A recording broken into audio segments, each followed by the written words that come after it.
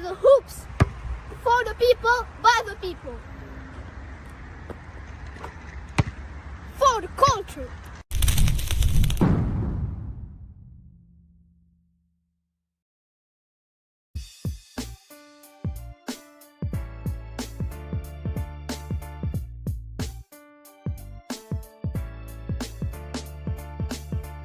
Peace, Jumbo. Welcome to the Vital Hoops podcast, right here on Black Power Media, Reloaded. My name is Fernando Cardenas, aka International XB, and I am your host. This is episode number 82. Now today, on this episode, we will be celebrating the life of one of the greatest human beings to ever walk on planet Earth, one of our greatest African leaders, and that is none other than El Hajj Malik El Shabazz, aka Omowale Malcolm X. Now this year we're actually celebrating the triple centenary, you know what I mean, with three of our greatest Pan-Africanist leaders, Malcolm X, as I said, but also Frantz Fanon, who was born on July 20th, 1925 in Martinique and died in 1961 at just 36 years of age, and Patrice Lumumba, the great Patrice Lumumba, who was born July 2nd, 1925 in the Congo and was assassinated January 17th, 1961. He was 35 years old, and Malcolm X was 39 years old when he was assassinated. So these great African men accomplished so much, you know, in so little time. It's amazing. But Malcolm X was born on May 19th, 1925. So yes, Malcolm X Day is coming up soon. This is why we're dedicating this episode 82 to Malcolm X. He was born in Nebraska and was assassinated on February the 21st, 1965 in Harlem, New York at the Audubon Ballroom. Now, we all know about Malcolm X. I do want to get a little bit into his life, but before I do that, I want to talk about how, you know, he influenced me personally on so many levels. You know, he was one of the first Pan-African revolutionaries that I read about, you know, reading his autobiography by Alex Haley.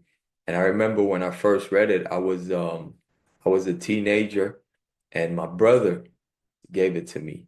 My brother gave me the autobiography of Malcolm X for the first time when I was a teenager. I was already going to school in the US.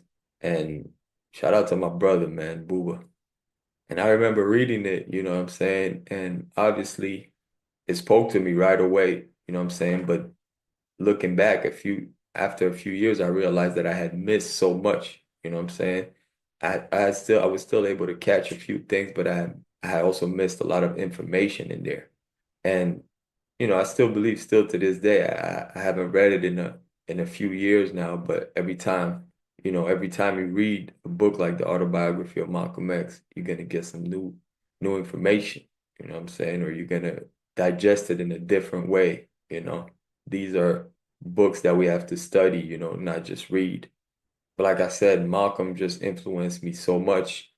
And me personally, the reason why I think he was so great is because obviously, you know, he was willing to live and die for the people. You know what I'm saying? He was a true revolutionary. But I think one of the things that separates him from many is his ability to adapt, to learn and move forward, and to recognize he was wrong, and to be willing to do things differently. You know what I'm saying? It sounds simple, but it's not always a given. You know, many times we're stubborn. We don't want to recognize our mistakes. We don't want to recognize that we were wrong, unfortunately. You know what I'm saying? But Malcolm had that ability to really right his wrongs and keep on learning, keep on becoming better and better. You know what I'm saying? Keep on struggling constantly. You know what I'm saying? And with better strategies. And so, you know, he was just very special. And our enemy knew that. And, you know, that's why he was assassinated. Now, like I said, I want to get a little bit into his life, even though most of us already know, kind of like his life in four stages, you know what I mean? Again, it speaks to what I was saying, like his ability to, always evolve, you know what I mean, and uplift his people. Um, so first we have like his early life. We know he had a difficult childhood, facing racism. His father was actually, Malcolm's father was a member of the Universal Negro Improvement Association, which was the organization founded by the Honorable Marcus Mosiah Garvey. And, Malcolm and his family was often harassed by, KKK and white supremacist groups due to the fact that his father was part of that organization. And then like I said, Malcolm had a rough childhood. After his father died, spent some time in foster care, and he was, involved in some things that he wasn't proud of later on. And he was arrested in 1964. So kind of like the second part of his journey was, prison and the NOI. So while he was in prison, he educated himself and he became a member of the Nation of Islam. He also changed his name. He completely dropped his last name, acknowledging that it was a slave master's name, Little. So he no longer was Malcolm Little and he became Malcolm X, X representing the unknown, the name of his African ancestors. Then in 1952, he got out of prison. He became a Nation of Islam minister and an advocate for Black self-reliance. Kind of during the third part of his journey, we could talk about his national influence. He really became to be known nationally, as a leader in the Black community. And then, tensions grew between Malcolm X and the Nation of Islam. And then during the fourth and final part of his life, is his broader vision, you know what I mean? Which is the reason why he was assassinated, you know. Um, Malcolm goes to Mecca, he embraces Sunni Islam, and then when he gets back to the United States, his ideology had kind of shifted. Well, it had begun shifting before, but when he gets back, he's really 100% preaching Pan-African unity. Um, Pan-African unity and yeah, just global Black unity. And he starts talking about human rights instead of civil rights and switching to a complete global perspective, understanding that, the struggle was truly global. Um, and in 1964, Malcolm X starts his own organization, the OAAU, the Organization of Afro-American Unity. And this was a Pan-Africanist organization. And his organization was very much inspired by the Organization of African Unity on the continent. There's so much to say on Malcolm, but I think it's important to understand that the reason why Malcolm X was assassinated was because of his ideology. Malcolm dies a revolutionary Pan-Africanist. It's important to understand that. Um, I want to read something real quick, not too long, but this is from a short book that I have on Malcolm. It's called Malcolm X Talks to Young People. This short book right here, and as we speak of his organization, Malcolm said, the Organization of Afro-American Unity is a non-religious group of Black people in this country who believe that the problems confronting our people in this country need to be reanalyzed and a new approach devised towards trying to get a solution. Studying the problem, we recall that prior to 1939 in this country, all of our people in the North, South, East, and West, no matter how much education we had, were segregated. We were segregated in the North just as much as we were segregated in the South. And even right now, today, there's as much segregation in the North as there is in the South. There's some worse segregation right here in New York City than there is in Macomb, Mississippi. But here, they're subtle and tricky and disdainful, and they make you think that you've got it made when you haven't even begun to make it yet. Prior to 1939, our people were in a very menial position or condition. Most of us were waiters and porters and bellhops and janitors and waitresses and things of that sort. It was not until war was declared in Germany by Hitler and America became involved in a manpower shortage in regards to her factories plus her army, it was only then that the black man in this country was permitted to make a few strides forward. It was never out of some kind of moral enlightenment or moral awareness on the part of Uncle Sam. Uncle Sam only let black men take a step forward when he himself had his back to the wall. I think that's a jewel. That's a very important point to understand. You know, nothing has ever been given to us. Nothing has ever been given to African people anywhere on this planet. We have had to fight for everything, and we have to continue to struggle for everything.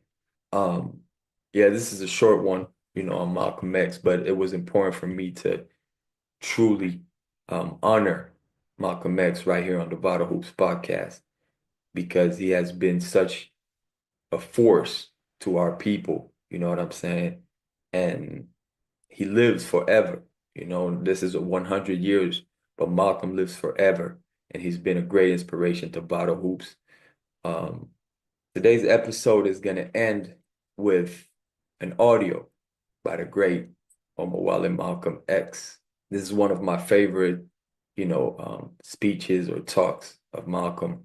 And you'll notice if you're watching rather than listening that I put subtitles in Spanish because, you know, when I was back in Cuba, I wanted our people to see this, you know, to see this and to be able to understand it.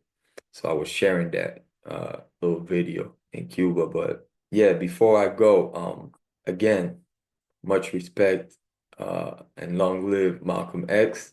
Malcolm X Day is coming May 19th, but we honor Malcolm X every single day. There's going to be much more on this platform, you know, about Malcolm X here on Black Power Media Reloaded. I also encourage you to go see what's going on the Indigenous Nightmare Network, on Wise the Dome, on We Charge Colonialism. And I also want to plug Kimbunga Media. They do great work. You know, shout out to the brother Shakara over in the UK. And shout out to all independent guerrilla media. But yeah, before I leave you with the video, last thing I want to plug our organization, the Pan-African League Umoja, has an event planned for Malcolm X. It will be held in Paris on Saturday, May the 24th, 2025, for 100 years of Malcolm X in Paris. So if you're in or around Paris or not too far, or you want to come through, please let me know, you know, and yeah, Pan-African League Umoja, 100 years of Malcolm X. It's going to be a great one. All right, so I'm leaving you with this last Malcolm X audio. You know, he speaks about the importance of organizing as African people, no matter where we are on this planet. You know, the importance of African people organizing in their countries locally, and then us coming together as a force.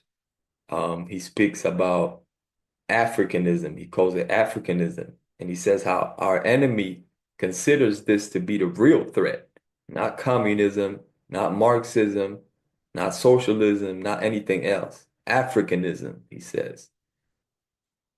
That's powerful. So I'm going to leave you with that. I appreciate all of you. Please like, share, subscribe, and make sure you follow us on IG at Vital Hoops Podcast.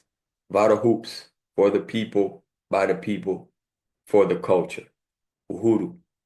Most people, when we say Afro-American, they think only of the Negroes in the United States. But they don't realize that 2/3 of Brazil consists of people of African blood, which means they're also Afro-American because Brazil is in South America.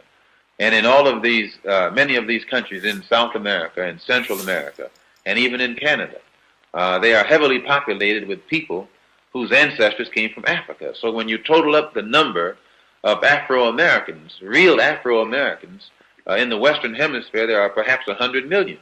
And if these people ever unite among themselves, not only is it necessary for the Afro-Americans in the United States to be organized, But it's also necessary for the Afro-Americans in the Caribbean, or the Afro-Cubans, the Afro-Brazilians. It's necessary for all of them to be organized. And then once they are organized in each place, we have to organize among ourselves so that the Afro-American in the United States will be working in conjunction in a coordinated program with those who are in Cuba and those in Brazil and those in Venezuela and those throughout the Caribbean, in Haiti and in the West Indian Islands.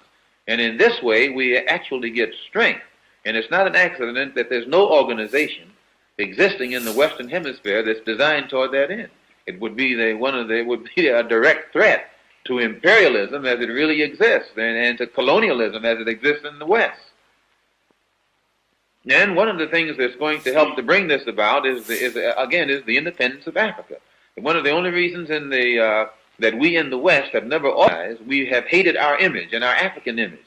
And because Africa has been in the hands of people who have created an image of Africa that's negative and hateful.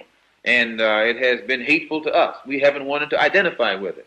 But now that Africa is getting independent and in a position to create its own image, and it's a positive image, those of us in the West look at the African image and see how positive it is. We begin to identify with it. We become proud of Africa, and we become proud of our African blood, our African heritage. And this is what is beginning to make the Africans in the Western Hemisphere today develop more race pride. And as this race pride develops, then it has a tendency to make us want to unite together and work together. And your Western imperialists and colonialists consider this to be a grave threat, more threat than communism or Marxism or socialism or anything else. The Africanism is what they consider to be the real threat.